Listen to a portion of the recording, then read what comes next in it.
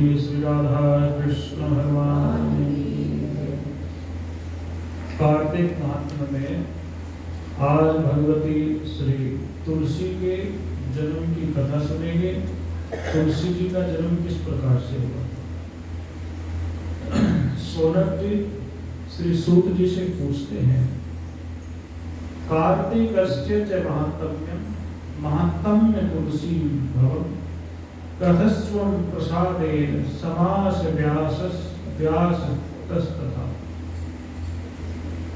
तो सूत जी से ऐसा पूछा कि हे सूत जी, कार्तिक के मास में तुलसी का जो महत्व है उसका आप विस्तार से वर्णन करें। सूत जी कहते हैं कि एक देव पुरा पृष्ठो नारदय प्रथुना मुने इतिहास प्रसंगेन तदुक्तम कथयामि ते।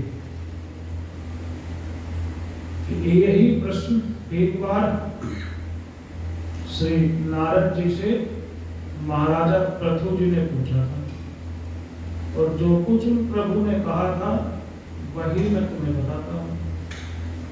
कथा कुछ इस प्रकार से है।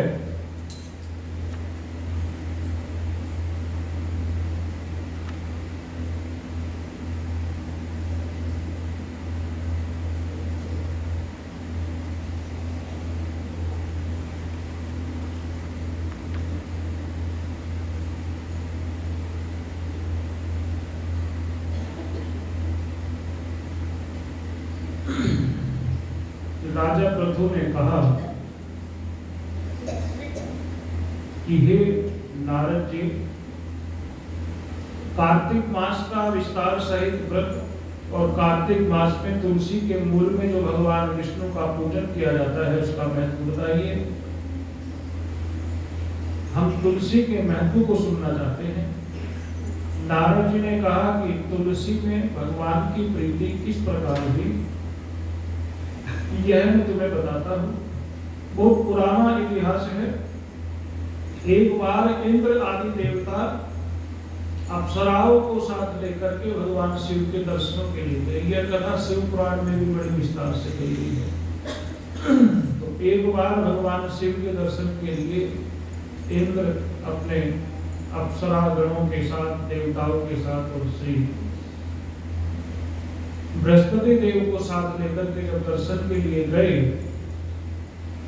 तो भगवान शिव कैलाश पर्वत पर निवास करते हैं। वो सब देवता कैलाश पर्वत पर भगवान शिव के दर्शनों के लिए जा रहे हैं। तो भगवान शिव मार्ग में ही एक विशाल पुरुष के रूप में बैठ गए। उस विशाल पुरुष के रूप में बैठ गए और ऐसे स्थान पर बैठ गए कि जहां से आने जाने का रास्ता भी नहीं। उस विष्णु विशाल काय पुरुष को देख करके उन्होंने पूछा, अरे तुम कौन हो और भगवान शिव कहाँ हैं और तुम मार्ग में क्यों बैठे हो। तो बार बार पूछने पर भी उस पुरुष ने कोई उत्तर नहीं दिया। इंद्र ने क्रोधित होकर के कहा, त्रिलोकी का अधिपति हो, तुम मेरे प्रश्न का उत्तर नहीं दे रहे हो, मेरी अवहेलना कर रहे हो, क्या तुम मुझे नहीं जानते। और ऐसा कहकर के जब इंद्र ने क्रोध करना आरंभ किया और उस क्रोध से भगवान उस पुरुष को भी क्रोध आ गया। वो भगवान शिव ही तो थे। और जैसे ही उनको क्रोध आया और भगवान शिव ने उस क्रोध अग्नि से उस इंद्र को जलाने के लिए उस क्रोध अग्नि को इंद्र की ओर फेंकना चाहा, हाथ में वो अग्नि लेकर के, तो देवगुरु बृहस्पति बीच में आ गए और वो जान गए ये पुरुष और कोई नहीं है तो भगवान शिव ही है। और देवगुरु बृहस्पति ने भगवान शिव की स्तुति की, उन्हें प्रसन्न किया। तो भगवान शिव को प्रसन्न किया, भगवान शिव संतुष्ट हुए ब्राह्मण की प्रार्थना से। तो भगवान शिव ने कहा कि तुमने अपनी स्तुति के द्वारा इंद्र के जीवन की रक्षा की है, इसलिए तुम्हारा नाम आज से जीव भी होगा। जीव की रक्षा की। अब क्रोध तो प्रकट हो गया, इस क्रोध का मैं क्या करूं, कहां इस क्रोध को डालूं। तो देवगुरु बृहस्पति ने कहा कि इस क्रोध को आप समुद्र में डाल दो। पर भगवान शिव ने वो क्रोध ऐसे हाथ में लेकर के जो उछाला तो जहाँ गंगा जी का और समुद्र का संगम होता है श्री गंगा सागर में, वह क्रोध जाकर के गिरा और वहाँ उस क्रोध को गंगा और सागर का संगम, तो उस संगम में जब वह क्रोध गिरा तो उससे दिव्य पुरुष का प्राकट्य हुआ। उस दिव्य पुरुष ने प्रकट होते ही रोना आरंभ किया तो उसके रोने को सुनकर के सारे देवता चकित हो गए और घबरा गए उसके रोने से। ऐसा वो रोया कि उसके रोने से सब घबरा गए। सब देवताओं ने ब्रह्मा जी से जाकर के कहा कि ब्रह्मा जी आप उस बालक के रोने को शांत कीजिए। तब ब्रह्मा जी वहां आए और उस सागर की गोद में बैठे हुए इस बालक को देखा तो बड़े प्रेम से गोद में, मैं भगवान शिव का अंश है ना, गोद में उठा करके और उसको लाड़ जो लगाने लगे तो उस बालक ने ब्रह्मा जी के गले को ऐसे दबाया कि ब्रह्मा जी की तो आंखों से आंसू निकल गए। वो गले से ऐसे लिपटा भगवान के और ब्रह्मा जी की दाढ़ी को भी खींचने लगा। अब इस प्रकार जब कृत्य उसने किया, ब्रह्मा जी ने कहा इसके तो मेरे गोद में आते ही इसका रोना क्या बंद करता, मेरी ही आंखों से आंसू निकल आए, तो इसका नाम तो जलंधर होगा। ये जल के अंदर इसका नाम जलंधर है। और समुद्र से कहा इसको तुम अपने पुत्र की तरह इसका पालन करो। और समुद्र को यह कह करके और नाम उसका जलंधर रख करके ब्रह्मा जी को लौट गए और जलंधर को समुद्र ने अपने पुत्र की तरह पाला। वो असुर तो था ही, तो सभी असुरों ने शुक्राचार्य जी को बुला करके जलंधर को अपना राजा घोषित कर दिया कि जलंधर हमारे राजा हैं। और काल नेमी नाम की एक असुर की कन्या थी जिसका नाम था वृंदा। उस काल नेमी नाम की असुर की कन्या के साथ अब उस जलंधर का विवाह हो गया। और वृंदा जो थी कोई साधारण स्त्री नहीं थी, वो भी पतिव्रताओं में श्रेष्ठ थे। वो जलंधर को भगवान से भी ऊपर मानती थी। सनातन धर्म में स्त्री के लिए पति का जो स्थान है ना, वो भगवान से भी ऊपर है। इसलिए पति को परमेश्वर कहा जाता है। क्या कहा जाता है? ईश्वर नहीं, परमेश्वर, परम ईश्वर। स्त्री का पति जो है उसका परम ईश्वर है, उससे ऊपर कोई दूसरा ईश्वर नहीं है। तो वो स्त्री अपने पति के साथ उस महल में निवास करती थी और पूर्ण पतिव्रत धर्म का पालन करते हुए पति को संतुष्ट रखती थी। सुंदर भी बहुत थी, रूपवान भी थी, सुशील भी थी और पतिव्रता भी थी। तो जलंधर उसके साथ बड़ा प्रसन्न रहने लगा।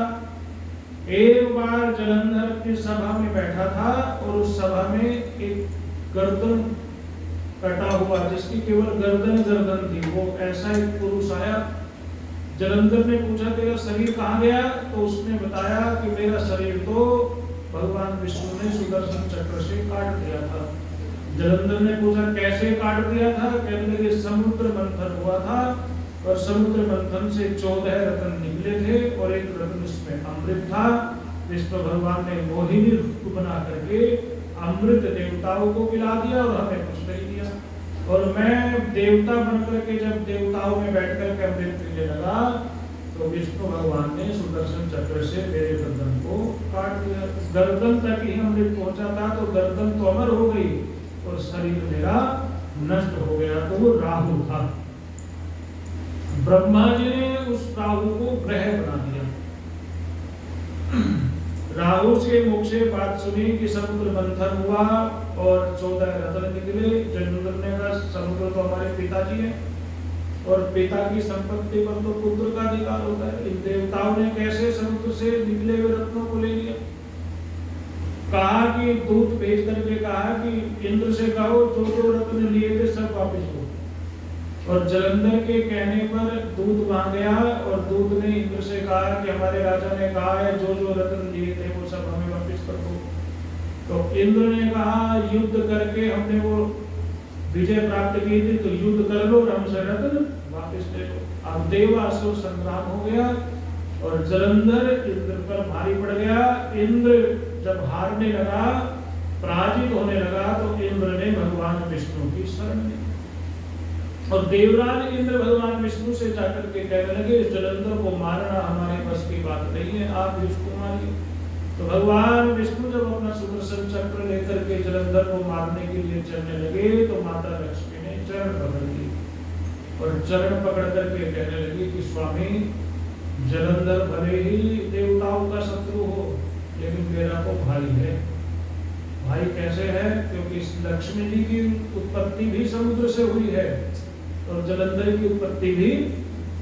तो लक्ष्मी जी ने कहा वो भले ही देवताओं का शत्रु हो लेकिन मेरा वो भाई है और इस नाते आपका भी वो संबंधी है। तो भगवान विष्णु ने कहा क्या चाहती हो? देवी ने कहा उसको मारना। भगवान विष्णु ने कहा वो मेरे हाथों से मरेगा भी नहीं, मरना तो उसे भगवान शिव के हाथों से है। जब कोई सहायता के लिए आता है तो उसकी सहायता करना मेरा धर्म है। युद्ध तो मैं अवश्य करूंगा। और भगवान विष्णु जब युद्ध करने के लिए गए तो भगवान विष्णु मारना ही नहीं था भगवान विष्णु को। तो विष्णु भगवान युद्ध करने लगे और युद्ध वर्षों तक चलता रहा। अंत को गत्वा जब कोई निर्णय नहीं हुआ तो भगवान विष्णु ने कहा जलंधर, तेरे युद्ध कौशल से मैं बड़ा प्रसन्न हुआ, तुम मुझसे वरदान मांग। तो जलंधर भी ये संबंध जानता था। बहन भाई का संबंध कोई साधारण संबंध नहीं होता। तो बहन ने भाई ने कहा, जलंधर ने कहा यदि आप मुझसे प्रसन्न हैं तो बहुत दिन हो गए मैंने अपनी बहन को नहीं देखा, तो एक काम करो, बहन के साथ आप मेरे घर में निवास करो। तो जलंधर ने कितना सुंदर वरदान मांगा। तो जलंधर ने वरदान मांगा तो भगवान विष्णु लक्ष्मी सहित जलंधर के यहाँ निवास। तो जहाँ विष्णु जी निवास करते हैं, जहाँ माँ लक्ष्मी निवास करती है, वहाँ किस बात की कमी? जलंधर का ऐश्वर्य और बढ़ गया। देवताओं ने विचार किया जिन्हें हमने अपनी सहायता के लिए भेजा था वो तो वहीं जाकर के बस गए। अब भगवान विष्णु जब वापस नहीं हो गए तो देवताओं को बड़ी चिंता हुई और देवताओं ने भगवान विष्णु के परम भक्त श्री नारद जी का आश्रय लिया और श्री नारद जी से प्रार्थना की कि आप कुछ करो। तो नारद जी ने कहा चिंता न करें, भगवान विष्णु का जलंधर के यहाँ बसना भी तुम्हारे कल्याण के लिए ही है और भगवान विष्णु का प्रत्येक कार्य भक्त का कल्याण करता है तो इससे भी तुम्हारा कल्याण ही होगा। तो नारद जी जलंधर के यहाँ पहुंच गए। जलंधर महात्माओं का बहुत सम्मान करता था। नारद जी से कुशल क्षेम पूछा, अपने आसन पर बिठाया, नारद जी से कहा कि कैसे आना हुआ। नारद जी ने कहा मैं तो अनेक लोगों की यात्रा करते हुए यहाँ आया हूँ और आज तुम्हारे नगर में आया हूँ। मुझे बड़ा संतोष हुआ तुम्हारे ऐश्वर्य को देख करके। तुम्हारे यहाँ तो लक्ष्मी नारायण निवास करते हैं, कोई कमी तुम्हारे यहाँ नहीं है, बस एक बात की कमी मैंने देखी। जलंधर ने कहा क्या कमी है? कहने लगे तुम्हारे यहाँ सब कुछ है लेकिन स्त्री रूपी रत्न नहीं है। क्या नहीं है? नारद जी ने बात कही तो जलंधर ने कहा हाँ बात तो ठीक है, कहाँ मिलेगी? कोई बाजार में थोड़ी मिलती है रत्न। जलंधर ने अपनी पतिव्रता स्त्री को देख करके ये नहीं कहा कि मेरा रत्न तो ये है, स्त्री रूपी रत्न नहीं है। जलंधर को कहना चाहिए मेरी धर्मपत्नी कौन से रत्न से कम है, पतिव्रता है, धर्मशीला है। तो पर स्त्री को देख करके जो आसक्त होता है उसकी मृत्यु तो निश्चित होती है। तो जलंधर के मन में ये भाव जगा दिया कि तेरी पत्नी सुंदर नहीं है और जो सुंदर पत्नी है उसको ला। तो भगवान से पूछने लगा नारद जी से, तो कौन है वो स्त्री रत्न जो मेरे घर में आ जाए तो मेरे सारे घर की कमी दूर हो जाए? तो नारद जी ने कहा एक बार जब हम जंगल से जा रहे थे, एक जंगल में हमने अघोरी को देखा। वो तो शमशान की रात लपेटे हुआ था लेकिन उसके साथ एक सर्वांग सुंदरी सुंदर आभूषण और वस्त्र धारण किए हुए थी। वो यदि तुझे मिल जाए तो फिर तो कहना ही क्या। भगवान शिव की अर्धांगिनी के विषय में जब नारद जी ने ऐसा कहा तो जलंधर के मन में लोभ जाग गया। अब देखो शिव अघोरी की जो पत्नी थी वो जलंधर की पत्नी किसी रूप में नहीं बन सकती थी, क्योंकि यदि शिव जलंधर के पिता हैं तो माता पार्वती कौन है? उनकी माता है।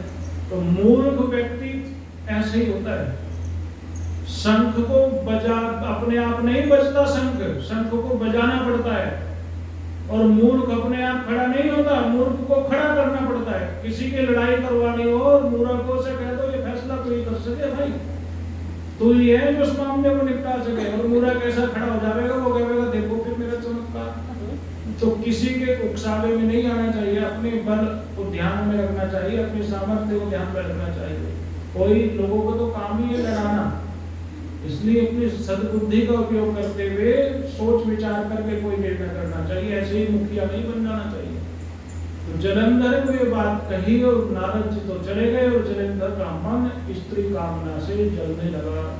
और जलंधर ने राहु नाम के दैत्य को बुला करके कहा, तू जानता है वो कहाँ रहते हैं? कहने लगा हाँ जानता हूँ, वो भगवान शिव है। कहने लगे जाकर के कह दे यदि तुम्हें जीवित रहना है तो अपनी पत्नी मुझे दे दो। राहु भी मूर्ख था और राहु भी चल दिया। राहु चलने दिया, कैलाश पर पहुंचा, द्वार पर श्री नंदी जी थे, नंदी जी ने रोक लिया। नंदी जी की आज्ञा के बगैर कोई शिव के मंदिर में नहीं जा सकता। नंदी जी को तो आपने ऐसा समझ लिया जैसे घर का कुत्ता, कमर पे हाथ फेरना है, कान में बुदबुदाना। नंदी जी कोई साधारण नहीं है, दूर से प्रणाम करना चाहिए नंदी जी को। ये कहां से परंपरा है कान में बोलना, कमर पे हाथ फेरना? नंदी जी जैसे कोई दूसरे नहीं है, हम जैसे पापियों की तरफ तो वो देखते भी नहीं है। सुनने की तो बहुत बड़ी बात है, नंदी जी ने रोक दिया तो अंदर जाने का साहस नहीं हुआ। तो शिव जी की ओर वो राहु देखने लगा, तो शिव ने इशारे से नंदी को कहा, और इशारा नंदी जी समझ गए, नंदी जी पीछे हट गए, राहु को अंदर पहुंच गए। अब राहु ने सोचा ये तो मेरे से डर गए, तो राहु ने कहा मैं जलंधर का दूत हूँ, कोई संदेशा लेकर के आया हूँ। तो राहु ने ऐसा कहा, भगवान शिव ने कहा सुनाओ। तो राहु ने जैसा दूत का काम ये होता है, जैसी भाषा में राजा ने कहा हो वैसी ही भाषा में जाकर के राजा के सामने कहना, अपनी तरफ से घटाना, अपनी तरफ से बढ़ाना। तो राहु ने कहा यदि अपने प्राणों की रक्षा चाहते हो तो अपने स्त्री रूपी रत्न हमारे राजा को दे दो, नहीं तो वो तुम्हारे प्राण हर लेंगे। भगवान ने सुना, और भगवान के सुनते ही भगवान के हृदय में क्रोध उत्पन्न हुआ, और उस क्रोध से भगवान के माथे से भौमों के बीच से पुरुष प्रकट हुआ। वो पुरुष ऐसा था जैसा भगवान नरसिंह का स्वरूप है। कैसा स्वरूप है नरसिंह का? पूरा शरीर मनुष्य का और मुख सिंह का।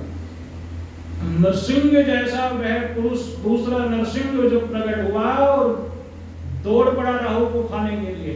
उसका तो मुख ही मुख था, एक गोला सा ही तो था। तो दौड़ पड़ा तो राहु कहने लगा प्रभु मेरी रक्षा करो, देखो मैं दूत तो हूँ ही, ब्राह्मण भी हूँ, दूत तो मैं हुई। और भगवान शिव ने जब सुना, जानते तो सब थे कि जब इसने अपने आप को ब्राह्मण कह करके दुहाई दी कि मैं तो पंडित जी हूँ, मुझे माफ करो, तो भगवान शिव ने कहा रुक जाओ। तो वो रुक गया, कहने लगा महाराज रुक तो जाऊं लेकिन मुझसे भूख बर्दाश्त नहीं हो रही है, मुझे तो इतनी भूख लग रही है कि मैं भूख के मारे मरा जा रहा हूँ, मुझे कुछ खाने को दो। तो भगवान ने हंसते हुए कहा तो अपने हाथ पैर खा ले। और वो पुरुष ने अपने हाथों पैरों को ही खाना शुरू कर दिया। अब राहु भी ये दृश्य देख रहा है कि वो पुरुष अपने पैरों को खाने लगा, हाथों को खाने लगा। तो राहु तो और घबरा गया, कहने लगा महाराज मेरे लिए आज्ञा दो। कहने लगे जाकर के कह दो यदि स्त्री रूपी रत्न पाना है तो हमसे युद्ध करना पड़ेगा, युद्ध करो विजय हो तो जो मर्जी करो। राहु तो चला गया, और जब भगवान शिव ने इस पुरुष को देखा जो विशालकाय था, केवल उसका शेर जैसा मुंह ही रह गया, पूरा शरीर उसने खा लिया। भगवान शिव ने हंसते हुए कहा कि तूने मेरी आज्ञा का पालन करने में अपने शरीर की भी परवाह नहीं की, तो तेरा मुख ही शेष है, इस शेष मुख से ही तेरी कीर्ति अक्षुण बनी रहेगी, और जब तक कोई तेरी पूजा नहीं करेगा मेरी पूजा उसके द्वारा की हुई पूजा मुझे प्राप्त नहीं होगी। तो पहले तेरी पूजा करनी पड़ेगी, उसके बाद मेरी पूजा होगी। तो भगवान ने इसका नाम रख दिया कीर्ति मुख। क्या नाम रख दिया? कीर्ति मुख। भगवान के पीछे खड़े रहते हैं, और कीर्ति मुख को भगवान ने कहा कि तुम्हारी पूजा पहले होगी, मेरी पूजा बाद में होगी। अब राहु वहां जाकर के कहने लगा महाराज गया तो था लेकिन बचकर भी शिव की कृपा से ही आया हूँ। यदि मैं ब्राह्मण ना होता तो वो जो कीर्ति मुक्ता मुझे खा ही जाता। ऐसा हमने कहीं नहीं देखा कि अपने शरीर को गुस्से में कोई खाने लग जाए, और कोई अपना ही सिर फोड़ने लगे तो समझ लो उसको गुस्सा बहुत है, फिर वो किसी को नहीं छोड़ेगा। भगवान शिव की कृपा से मेरे जीवन की रक्षा हुई है। अब तो दोबारा मैं आपका दूध बंद करके कहीं नहीं जाऊंगा।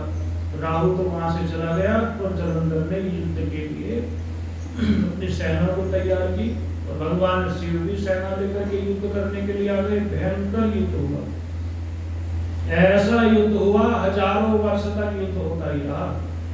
जलंधर की शक्ति जब घटने लगी, जलंधर की शक्ति जब क्षीण होने लगी, तो जलंधर ने विचार किया ऐसे भगवान शिव को नहीं हराया जा सकता। तो वो तो माया भी था, उसने माया रची, और माया रच करके ढोल वाले, मंजीरे वाले और मृदंग वाले, अप्सराएं, गीत गाने वाले, गंधर्व सबको बुला लिया और सबने अद्भुत संकीर्तन किया।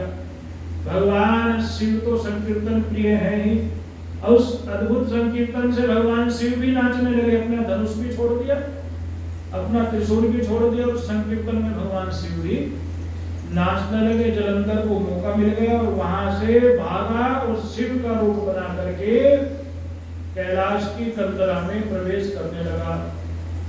शिव रूप बना करके जब प्रवेश करने लगा, सखियों ने माता पार्वती से कहा भगवान शिव आए हैं।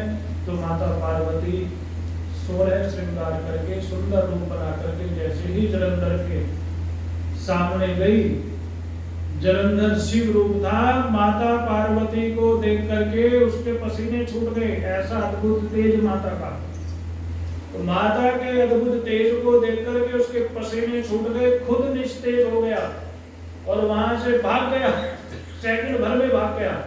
उसे लगा कि इनके सामने तो मैं खड़ा भी नहीं हो पाऊंगा, पत्नी बनाने की क्या बात है, इसके सामने तो मैं खड़ा भी नहीं हो पाऊंगा। तुरंत भाग गया। माता पार्वती भी समझ गई ये शिव नहीं है, ये तो जलंधर ही है। माता ने तुरंत भगवान विष्णु का स्मरण किया। माता ने कहा दुष्ट के साथ दुष्टता का ही व्यवहार करना चाहिए। इसने अपनी मृत्यु का उपाय खुद ही बता दिया, इसने अपनी मृत्यु का मार्ग खुद ही दिखा दिया। सो आप जाइए और जलंधर की पतिव्रता पत्नी के पतिव्रत धर्म को भंग कीजिए, इससे आपको दोष नहीं लगेगा, क्योंकि ऐसी मेरी आज्ञा है। माता पार्वती ने आदेश दिया तो भगवान विष्णु जी एक सन्यासी का रूप बना करके, मुनि का रूप बना करके उस जलंधर के नगर में जो उपवन था उस उपवन में आकर के बैठ गए। उसी रात्रि वृंदा को एक स्वप्न दिखाई दिया। स्वप्न ऐसा दिखाई दिया कि जलंधर भैंसे पर सवार है, पूरे शरीर पर तेल लगा है, काले और लाल फूलों की उसके गले में माला है, और वो उस भैंसे पर सवार होकर के दक्षिण दिशा की ओर जा रहा है। ये मृत्यु का सूचक है। ऐसा स्वप्न देखना मानो मृत्यु को प्राप्त होना। वृंदा की आंख खुल गई, पति तो युद्ध करने गए थे, रोने लगी तो सखी आई। सखियों ने कहा क्या हुआ, मैंने ऐसा स्वप्न देखा। सखियों ने कहा स्वप्न कोई सच थोड़ी होते हैं। मानी नहीं तो वो सखियां उसको लेकर के उसी उपवन में आ गई जिस उपवन में वो मुनि बैठे थे। और जैसे ही वो उपवन में आई और घूमने लगी बगीचे में, तो 2 राक्षस आए, भयंकर राक्षस, और उसको खाने के लिए जब दौड़े तो वृंदा को कहीं कोई बचने की राह नहीं दिखाई दी, तो वो भागी और वृक्ष के नीचे जो महात्मा बैठे हुए थे ध्यान में आंखें बंद करके उनके चरण पकड़ करके उनसे वो लिपट गई और कहने लगी मेरी रक्षा करो, मेरी रक्षा करो। भगवान विष्णु के अंग से स्पर्श पाते ही उसका भय तो दूर हो ही गया, वो राक्षस भी अदृश्य हो गए। भगवान के स्वरूप को देख करके वह मोहित हो गई, कहने लगी स्वामी आपके दर्शनों से उस राक्षसों को मृत्यु प्राप्त हो गई। आप तो बड़े चमत्कारी हैं, आपके तेज को मैंने देख लिया। मेरे पति का हाल बताओ, मेरे पति कैसे हैं? और महात्मा ने कहा तुम्हारे पति तो युद्ध करने गए थे और वो तो युद्ध में वीर गति को प्राप्त हो गए। 2 बंदर बुलाए और बंदरों से कहा कि जलंधर का सब उठा करके लाओ युद्ध भूमि में से। और वो 2 बंदर उस जलंधर के सब को उठा करके ले आए। और वृंदा तो रोने लगी, सिर उसमें था नहीं, बस शरीर था।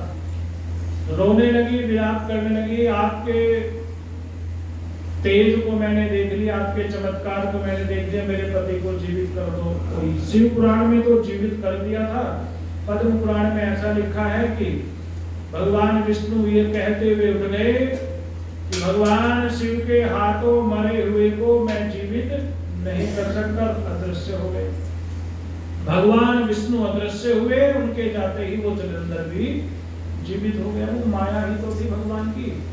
अब जलंधर जब जीवित हो गया तो जलंधर को उसने आलिंगन किया। जलंधर उसको अपने महल में ले गया। महल में ले जाकर के शिव पुराण में कहा, जलंधर से पूछा आपने शिव को कैसे हराया? तो जलंधर ने कहा कि मुझे तो ब्रह्मा जी ने आकर के हमारी संधि करा दी। ब्रह्मा जी ने कहा लड़ो मत। तो शिव पुराण में तो ऐसा लिखा है, लेकिन यहाँ तो बात यह है कि वृंदा को कई दिन बाद पता चला कि ये मेरा पति नहीं है, ये तो कोई और है। और वृंदा ने कहा सच सच पता तो कौन है? कपटी। तो जैसे ही कपटी कहा, भगवान विष्णु अपने वास्तविक स्वरूप में आ गए। शंख चक्र गदा पद्म।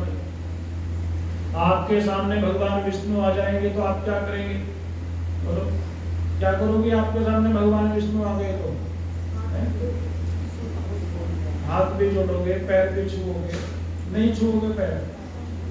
वृंदा तो पीछे हट गई देख करके। वृंदा ने कहा तुम्हारा इतना साहस कैसे हुआ, तुमने मेरे पति का रूप बनाया? ये होता है पतिव्रता। पतिव्रता तो भगवान विष्णु और भगवान शिव को और भगवान ब्रह्मा जी को भी अपने पति से कम मानती है, ज्यादा नहीं मानती। उसका पति ब्रह्मा विष्णु महेश हो सकता है, लेकिन ब्रह्मा विष्णु महेश को भी वो अपने पति रूप में स्वीकार नहीं कर सकती। पति उसका पति ही है।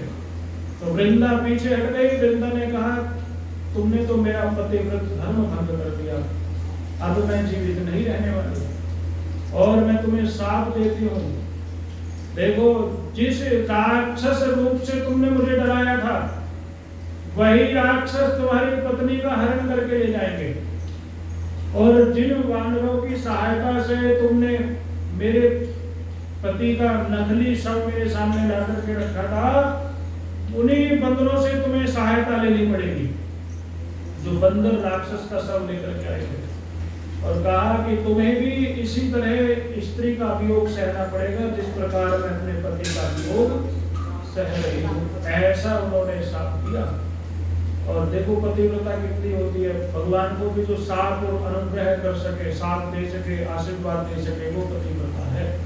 तो भगवान को शाप दिया और वृंदा ने भगवान के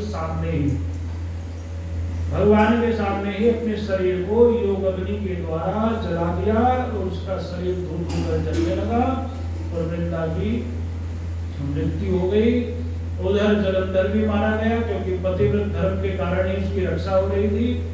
और जलंधर जब मारा गया, वृंदा की देह भी राख के रूप में बदल गई। सब सुखी हो गए, लेकिन भगवान विष्णु उसी स्थान पर बैठे रहे, उस स्थान से हिलने नहीं। भगवान को इतना दुख हुआ, भगवान इतने मोहित हो गए, मेरे कारण एक पतिव्रता को अपनी देह त्यागनी पड़ी। भगवान इस मोह में जब ग्रसित हो गए, देवताओं ने समझाया, ब्रह्मा जी ने समझाया, ऋषियों ने समझाया, किसी के समझाने से जब नहीं माने तो सारे देवता इकट्ठे होकर के भगवान शिव के पास गए। भगवान शिव ने कहा कि वो जो जगदम्बा है ना, वही सारे जगत को मोहित करती है। दुर्गा सप्तशती में लिखा है पहले अध्याय में, ज्ञानी नाम विचितांसी देवी भगवती हिसा ब्राद कृष्ण मोहाय महामाया प्रचति। वो महामाया ज्ञानियों के चित्त को भी आकृष्ट कर लेती है, मोह में डाल देती है। शिव ने कहा उन्हें जगदम्बा से प्रार्थना करो। तो देवताओं ने जगदम्बा से प्रार्थना की। जगदम्बा ने देवताओं से कहा प्रकट होकर के कि ये बीज ले लो, और ये जो बीज हैं इन बीजों को लक्ष्मी जी को, सरस्वती जी को और पार्वती जी को दे देना। और ये तीनों बीज उनको दे देना, और जहाँ चिता की राख है ये बीज वहां डाल देंगे और विष्णु जी का मोह दूर हो जाएगा। तो महाकाली, महालक्ष्मी और महासरस्वती, ब्रह्माणी, रुद्राणी और कमला, तीनों वो बीज लेकर के वहां आए और तीनों ने उन बीजों को उस राख में डाल दिया। और उस राख में डालते ही 3 वृक्ष उत्पन्न हो गए, आंवला, मालती और तुलसी। कौन कौन से? आंवला,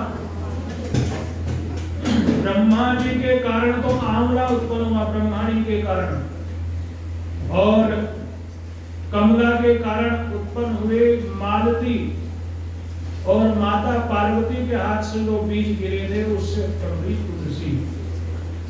शिव से उत्पन्न हुई और शिव में ही वह समा गई। तुलसी माता पार्वती का ही अंश थी, पार्वती में ही समाविष्ट हो गई, तुलसी का वृक्ष उत्पन्न हो गया। तो तुलसी जो है ना, वो भगवती पार्वती का ही दूसरा स्वरूप है। जो तुलसी की सेवा करती है उसका भी पतिव्रत धर्म अखंडित रहता है।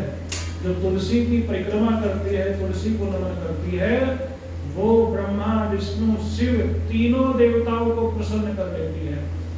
तो मालती, क्योंकि माता कमला के हाथों से जो बीज गिरे, माता कमला ने ईर्ष्यावश डाले, थोड़े से उनके मन में क्षोभ था कि क्या, मुझे ऐसा लगता है कि वो इस बात से क्षोभित हो गई होगी, देखो तुलसी का कितना, वृंदा का कितना पतिव्रत धर्म है कि भगवान को किसने मोहित कर लिया।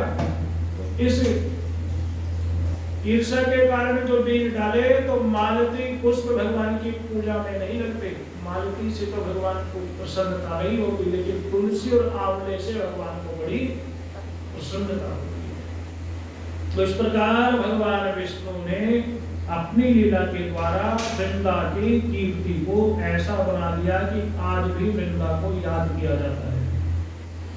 भगवान से जिसका संबंध हो जाता है फिर वो अमर हो जाता है।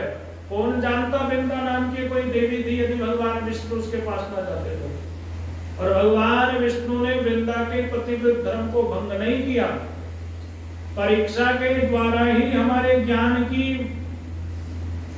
चमक दुनिया को पता चलती है। जब तक आप परीक्षा नहीं दोगे तब तक आप सफल नहीं होगे, जब तक आप सफल नहीं होंगे तब तक आप लोग आपको स्वीकार नहीं करेंगे। संसार सफल लोगों को ही प्रणाम करता है, हारे हुए को, पराजित व्यक्ति को, असफल व्यक्ति को संसार स्वीकार नहीं करता।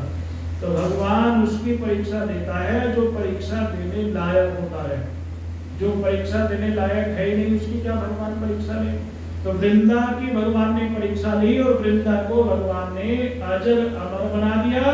और आज भी वृंदा जो तुलसी के रूप में है, जब तक तुलसी भगवान को चढ़ेगी नहीं भगवान की पूजा पूरी होगी नहीं। बोलो वृंदावन बिहारी सच्चिदानंद भगवान, राधा कृष्ण भगवान। आरती करो।